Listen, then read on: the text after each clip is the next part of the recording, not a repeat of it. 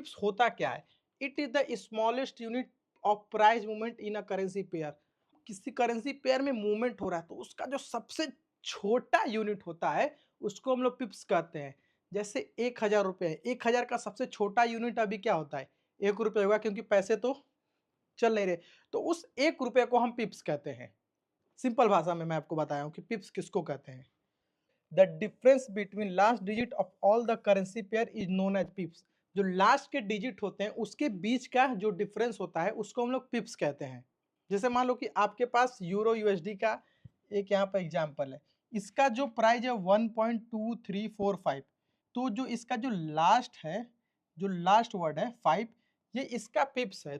उसी तरह different type के एसेट्स हैं और उस एसेट्स के पिप साइज है और उसके एग्जाम्पल में चेंज है। मैक्सिमम नंबर ऑफ पेयर के जो पिप्स हम कैलकुलेट करते हैं वो पॉइंट के 3 डिजिट के बाद ही हम करते हैं। मैक्सिमम नंबर ऑफ जो होता है वो 0.0001 से ही हम पिप्स कैलकुलेट करते हैं। यूएसडी जैपनीज और यूरो जैपनीज है तो उसके हम पॉइंट के 2 डिजिट के बाद ही हम उसको कैलकुलेट करते हैं।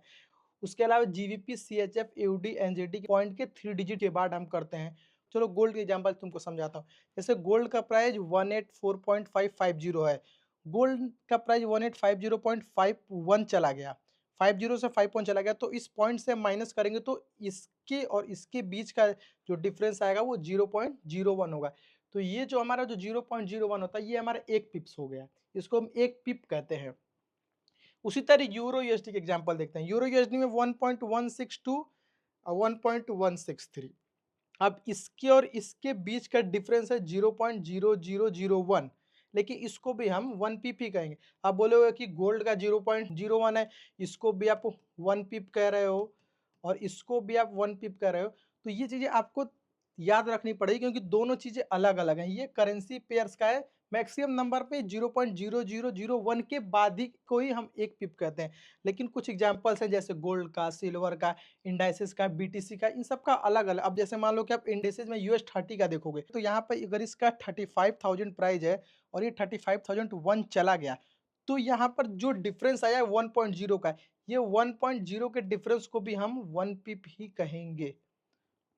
तो ये चीज़ें आपको दिमाग में डालनी पड़ेगी, कौन से एसेट का पिप्स हम कैसे निकालते हैं।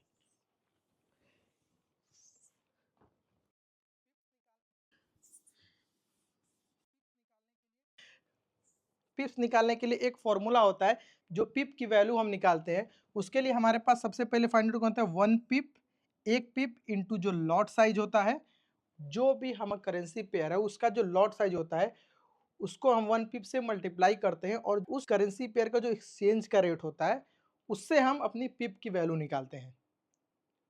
समझ में आया?